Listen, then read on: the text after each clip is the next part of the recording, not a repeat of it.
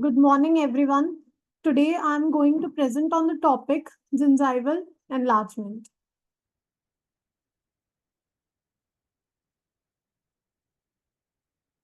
So, what is gingival enlargement? As you all know, there is increase in size of gingiva.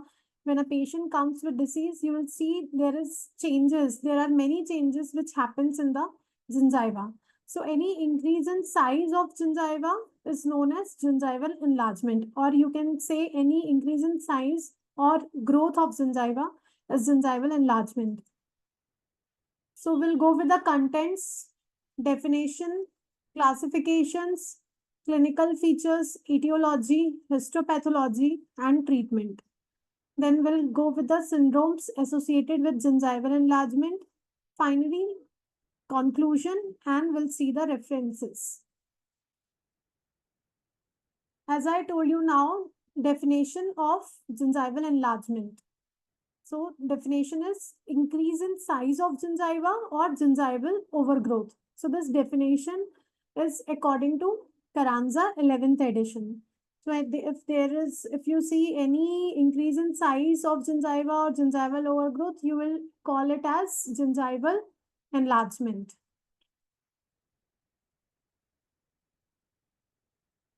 Now, gingival enlargement is classified according to etiologic factors and pathologic changes, which are as follows.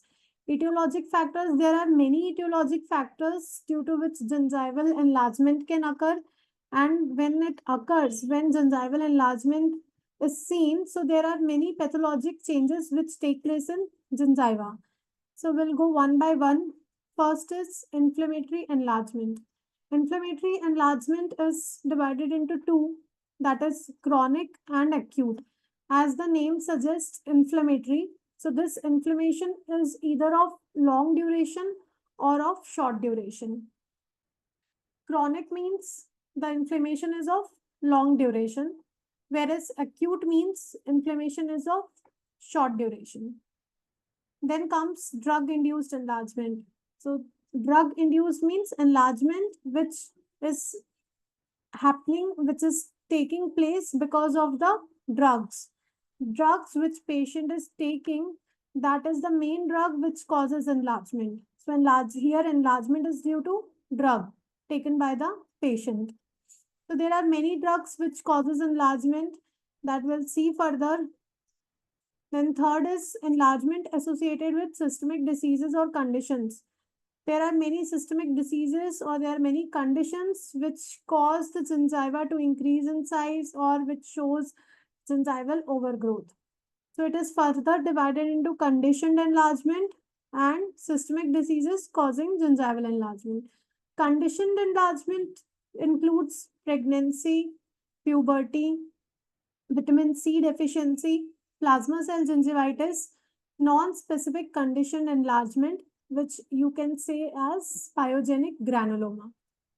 In systemic diseases which cause gingival enlargement, they are mainly leukemia and granulomatous diseases, in which you can see there is a gingival enlargement. Then comes neoplastic enlargement. Neoplastic enlargement includes gingival tumors. So either there are benign tumors or malignant tumors. And then last is false enlargement. So this is the classification of gingival enlargement, which is classified according to etiologic factors and pathologic changes occurring in gingiva. Now, on the basis of location and distribution, which type of gingiva is involved, whether it is taking place in marginal gingiva, interdental papilla, or an attached gingiva. So it is divided into localized, generalized, and marginal.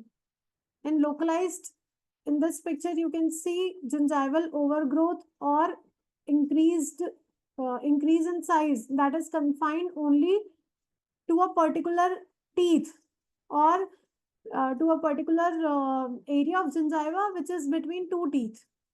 In generalized, you can see here in the picture, it is involving whole gingiva. It is involving all the parts of gingiva. Whereas in marginal, you can see it involves only marginal gingiva, that is the free gingival margin, which is getting increase in size or which is getting more more enlarged. Papillary, as the name suggests, it involves only interdental papilla. So here in the picture, you can see there is increase in size of interdental papilla or papilla overgrowth is seen. Diffuse, diffuse means all over the gingiva, whether it is attached, or marginal or papillary. It is involving all the three types of papilla. It is diffuse in nature. Discrete means discrete, you can see that is also confined to a particular area of gingiva. It may be either sessile or it may be pedunculated. So here you can see in the picture there is a gingival mass which is present between two teeth. So in that case you will call it as discrete gingival enlargement according to location and distribution. Now, the degree of gingival enlargement can be scored as follows. So, there are mainly four grades of gingival enlargement which can be scored. So, grade 0 means no signs of gingival enlargement. No gingival inflammation is seen. There is no enlargement. The patient has healthy gums. Then, grade 1 means enlargement confined to only interdental papilla. So in grade 1, you can see there is only interdental papilla which is involved in enlargement. In grade 2, it involves papilla as well as marginal gingiva. So there are two parts of gingiva which are involved, which is papilla and marginal gingiva. In grade 3, this enlargement covers 3/4 or more of the crown, means it covers most of the portion of the crown, almost all gingiva. So this is according to the grade in which you can see degree of gingival enlargement. Now we'll go with the classification. Classification, first of all, inflammatory. Inflammatory is divided into chronic and acute. So there is inflammation which is of either of chronic origin or acute origin. So first we'll see chronic inflammatory enlargement. What are the clinical features? Site, mainly interdental papilla and marginal gingiva is involved. Means it either involves papilla or marginal gingiva. Shape, you can, whenever a patient comes with chronic inflammatory enlargement, you will see a bulge, which is a life preserver shaped bulge, which can increase in size until it covers part of the crowns. It may be localized or generalized, means it can be confined to only one or two teeth, or it may be generalized, means involving whole of the gingiva and teeth. It progresses slowly and painlessly, means this will progress slowly. Slowly it will progress. It will increase in size in a gradual manner, not rapidly. And it is also painless. Patient shows no symptomatic features. It is painless. Painful ulceration. Sometimes painful ulceration is also seen.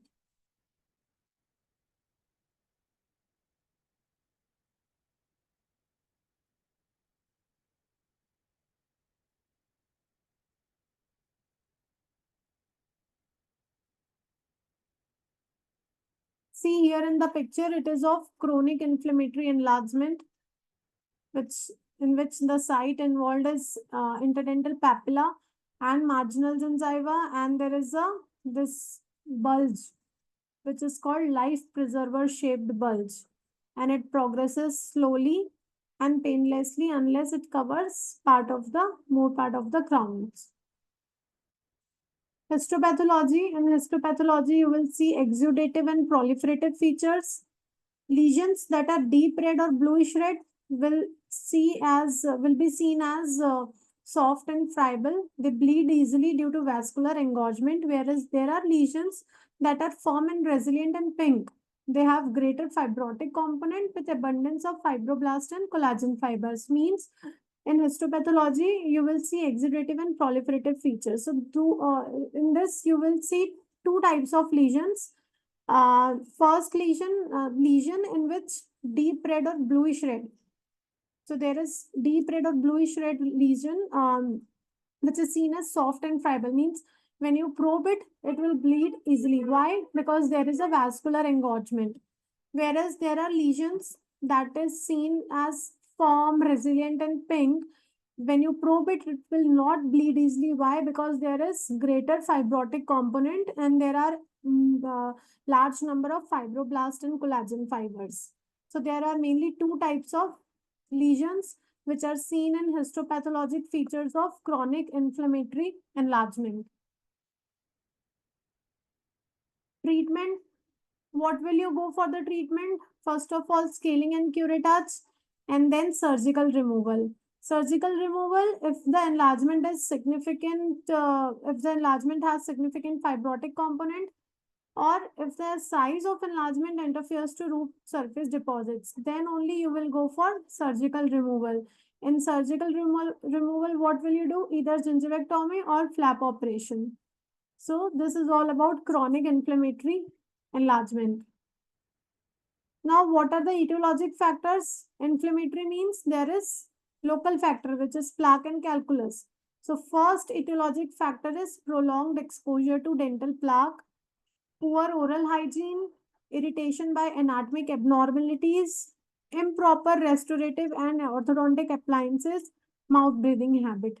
If the patient has any of these etiologic factors, it can contribute to chronic inflammatory enlargement.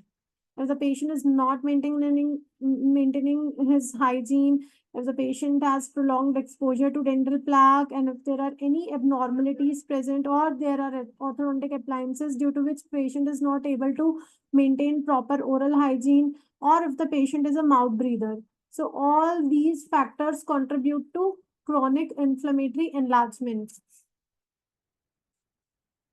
Then comes acute inflammatory enlargement. Acute inflammatory enlargement means the enlargement which is of acute origin, means which is of short duration. Acute means short duration. So in this, we will see gingival abscess. Gingival abscess, why it occurs? When the bacteria carried deep into the tissues, when a foreign substance like toothbrush bristles, piece of apple core forcefully embedded into gingiva. So, whenever bacteria is carried deep into the supportive tissues, or whenever there is a bristle or any part of food which gets embedded in gingiva, you will see there is gingival overgrowth or a mass of gingiva which grows. So, that is known as gingival abscess. Now, what are the clinical features of gingival abscess? Site, mainly it occurs in marginal gingiva or interdental papilla. Why interdental papilla? Because that is the main area where food gets lodged. You will see the interproximal spaces or the interdental papilla. Mainly that part of gingiva is enlarged in gingival abscess. So it may be localized, it is painful, and it is also rapidly expanding, means it grows rapidly. Within 24 to 48 hours, lesion becomes fluctuant and pointed with a surface orifice from which purulent exudate may be expressed. So within 24 to 48 hours, you will see there is a lesion which becomes fluctuant. So it grows rapidly, it becomes fluctuant, and there is an orifice from which purulent exudate may be expressed. Here in the picture, you can see gingival abscess which is present between two teeth. Now, histopathological features of gingival abscess. Surface epithelium, there will be varying degree of intra and extracellular edema. Leukocytic invasion and ulceration. In connective tissue, you will see that purulent focus is surrounded by PMNs. There is edematous tissue and there is also vascular engorgement. So all this histopathological features of gingival abscess.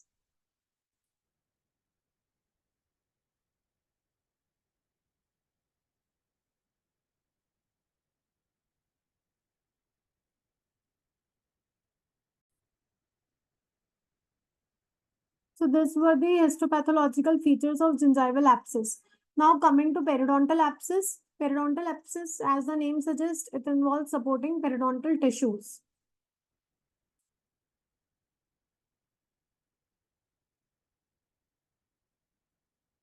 So in this cause of the abscess should be removed.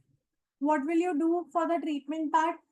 In this cause of the abscess should be removed.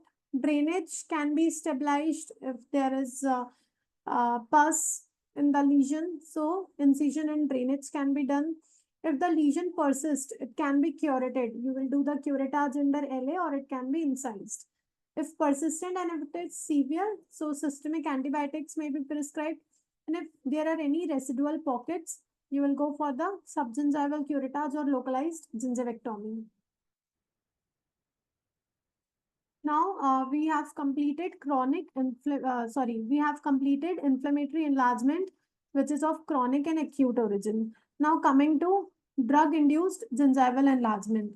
So what are all the drugs which induce gingival enlargement? These are anticonvulsants, immunosuppressants, calcium channel blockers. So all these drugs affects the speech, mastication, tooth eruption, and aesthetic problems. Now, in drug-induced gingival enlargement, what are the general clinical features? Mainly, site. This involves either interdental papilla or facial and lingual gingival margins.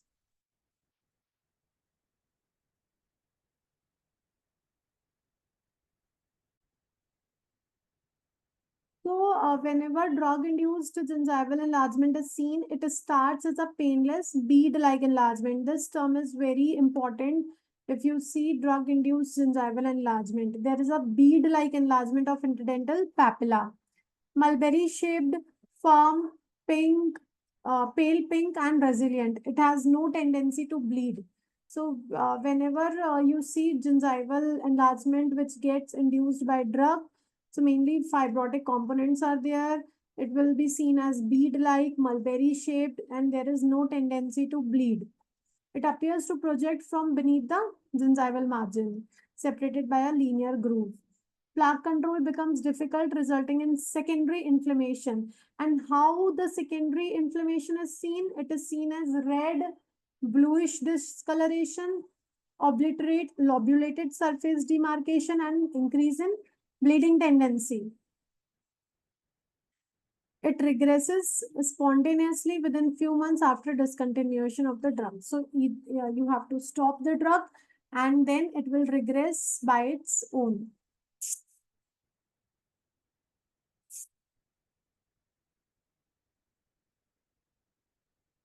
Now histopathology in epithelium, you will see acanthosis, elongated retipex. In connective tissue, you will see densely arranged collagen bundles, fibroblast, neovascularization, abundance of amorphous ground substance. So all these features are seen in histopathology of drug-induced gingival enlargement. Cyclosporin-induced gingival enlargement will be seen as highly vascularized and foci of chronic inflammatory cells. Whereas in phenytoin enlargement, you will see there are more fibers. Fibroblast to collagen ratio normal, but oxytocin fibers are numerous in number. Now, second is anticonvulsants. So, anticonvulsants, these are the first drugs which reported gingival enlargement, and it is introduced by Merritt and Putnam in 1938. So, these are the drugs which are used for the treatment of epilepsy. Phenytoin, ethotoin, mephentoin, succinimide. So, these are the main drugs which cause gingival enlargement. 50% of the patients shows gingival enlargement caused by anticonvulsants. Younger patients, they are more prone to gingival enlargement than older patients, and it also appears in saliva. Systemic administration, it accelerates the healing of gingival wounds in non-epileptic humans. Now, mechanism, how phenytoin induces gingival enlargement. So, fibroblast from a phenytoin-induced gingival overgrowth shows increased synthesis of sulfated glycosaminoglycans in vitro. Phenytoin may induce a decrease in collagen degradation as a result of production of inactive fibroblastic collagenase. See, here is the picture of phenytoin-induced gingival enlargement. Immunosuppressants include cyclosporins. So these are the drugs which are used to prevent organ transplant rejection and to treat autoimmune diseases. If dosage is more than 500 microgram per day, 500 milligram per day, so it reports to induce gingival enlargement, and it is more vascularized, also associated with complications like nephrotoxicity, hypersensitivity, hypertension, and hypertrichosis. So these are the drugs which causes gingival enlargement. Here is the picture of cyclosporin induced gingival enlargement. Then comes calcium channel blockers. So it includes nifedipine, diltiazem, felodipine, nitrindipine, and verapamil. What are calcium channel blockers? These are the drugs used for CVS disorders, hypertension, angina pectoris, coronary artery spasm, and cardiac arrhythmia. Nifedipine induces enlargement in 20% cases, and when used along with cyclosporin, it is found that it causes gingival enlargement. It was found that larger overgrowth and dose dependent growth takes place. Here is the picture of nifedipine induced gingival enlargement. So this is the flow chart. Here, first of all, we'll see patient is taking drug which is known to cause gingival enlargement. Then there are two situations in which one is gingival enlargement not present, and in this gingival enlargement present. So in gingival enlargement is not present, so you'll go for oral hygiene reinforcement and professional recalls. And if gingival enlargement is present, what you will do? You will do oral hygiene and reinforcement, chlorhexidine, gluconate rinse, scaling, root planing, possible drug substitution, and then reevaluation. After reevaluation, gingival enlargement regresses. So you will ask the patient to maintain good oral hygiene and maintain professional recalls. But if the gingival enlargement persists, you will go for the periodontal surgery.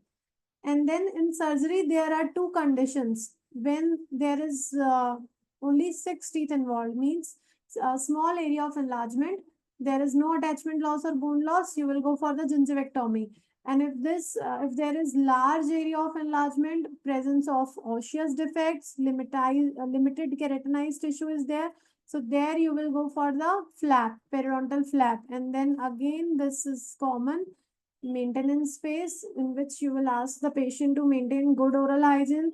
You will recommend him chlorhexidine, gluconate rinses, professional recalls are given, use of positive pressure appliance. Okay, all this you have to plan for gingival enlargement which is induced by the drug. Now, idiopathic enlargement. Idiopathic term, idiopathic means the etiology is unknown. Idiopathic gingival enlargement, also termed as gingivostomatitis, elephantiasis, idiopathic fibromatosis, hereditary gingival hyperplasia, congenital familial fibromatosis. What are the etiology? Etiology is unknown. Either it may be due to hereditary basis in which autosomal dominant or recessive can take place, or it begins with primary or secondary dentition eruption. Clinical features, site which is involved, that is attached gingiva, gingival margin, and interdental papilla. How it is seen? It is seen as pink form and leathery with pebbled surface. Teeth are completely covered. Severe cases, jaw appears distorted due to bulbous enlargement. And also there is a secondary inflammation which can take place.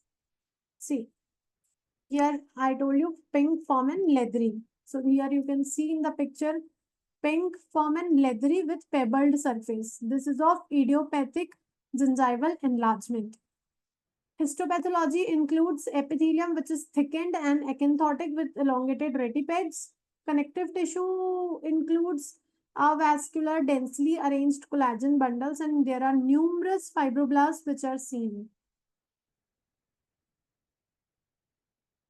So, coming to enlargement associated with systemic diseases.